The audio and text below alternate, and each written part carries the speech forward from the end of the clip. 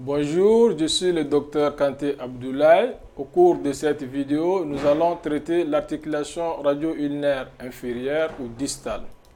L'articulation radio-ulnaire supérieure et la membrane interosseuse ont été traitées dans les vidéos précédentes. Compte tenu de leurs relations fonctionnelles, aujourd'hui nous allons aborder l'articulation radio-ulnaire inférieure. Commençons par la présentation schématique. Donc voici les deux extrémités au niveau de ces deux articulations qui vont se mettre en contact. Les surfaces articulaires en contact sont la cavité sigmoïde du radius qui représente une portion de cylindre creux. Donc voici la surface articulaire au niveau de l'extrémité distale du radius qui représente une portion de cylindre creux. Cette portion de cylindre creux va s'articuler avec la tête de l'ulna, qui est aussi une portion de cylindre. Donc voici les rapports des deux os au cours des mouvements de la pronosupination quand la main est en position neutre. Donc voici les mouvements en vue ventrale ou antérieure. Donc voici les mouvements de pronosupination.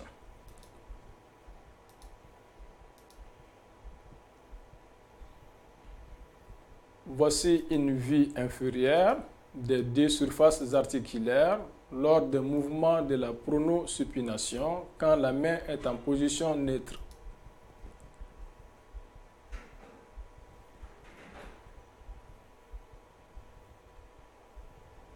La face inférieure de la tête ulnaire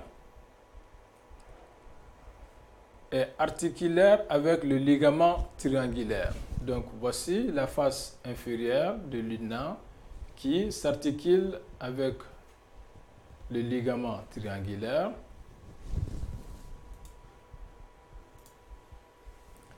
Le ligament triangulaire présente deux faisceaux, un faisceau antérieur et un faisceau postérieur. Donc les deux faisceaux du ligament triangulaire. Ces deux faisceaux vont permettre de relier l'ulna et le radius.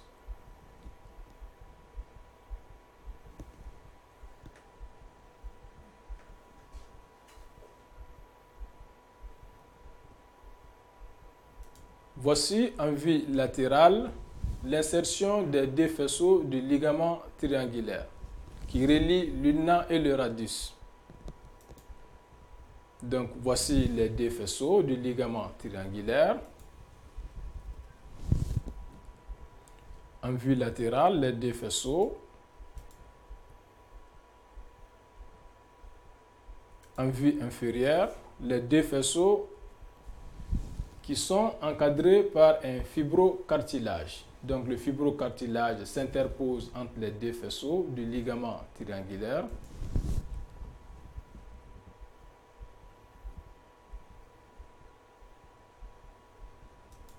Donc voici en vue dorsale les deux faces du ligament triangulaire, la face supérieure et la face inférieure.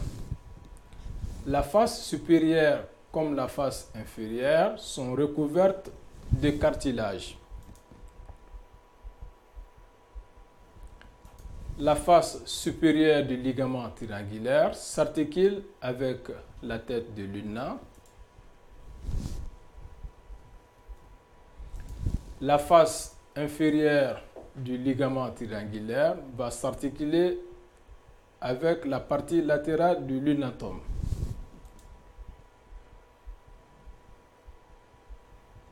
Donc voici en vue latérale une capsule propre, non schématisée ici, et les deux ligaments en vue latérale, le ligament antérieur et le ligament postérieur qui jouent un rôle mineur.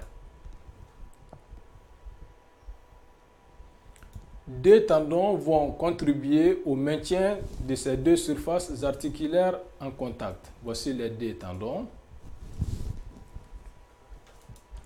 Maintenant, voyons la physiologie de l'articulation radio-ulnaire inférieure ou distale. La pronosupination correspond à un mouvement de rotation du radius autour de l'ulna. En position de repos, la congruence des surfaces articulaires est optimale. Les deux faisceaux du ligament, le faisceau antérieur et postérieur, restent tendus, ce qui augmente la stabilité au niveau de ces surfaces articulaires. En pronation maximale, la tête ulnaire a tendance à s'échapper vers l'avant. Un seul faisceau du ligament triangulaire est tendu.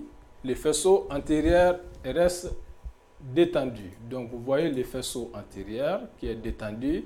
Par contre, le faisceau postérieur est tendu. Cela permet de limiter la pronosupination. En supination maximale, par contre, c'est l'inverse qui se passe. La tête ulnaire a tendance à s'échapper vers l'avant. Un seul faisceau du ligament triangulaire est tendu. Ici, en supination maximale, c'est le faisceau postérieur qui est détendu. Donc, vous voyez le faisceau postérieur qui est détendu. Par contre, le faisceau antérieur du ligament triangulaire est tendu. Cela permet de limiter la supination.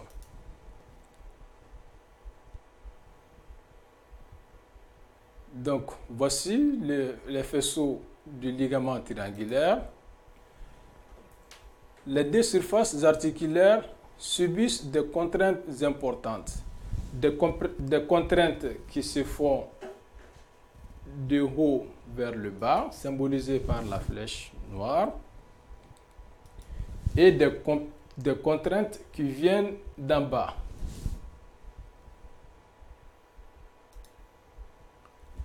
Alors, des contraintes qui se font vers le dedans, symbolisées par la flèche noire, et des contraintes qui se font vers le dehors.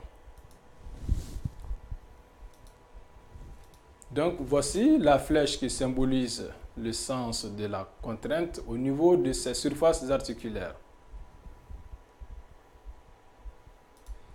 C'est tout pour cette vidéo. On se donne rendez-vous pour une prochaine.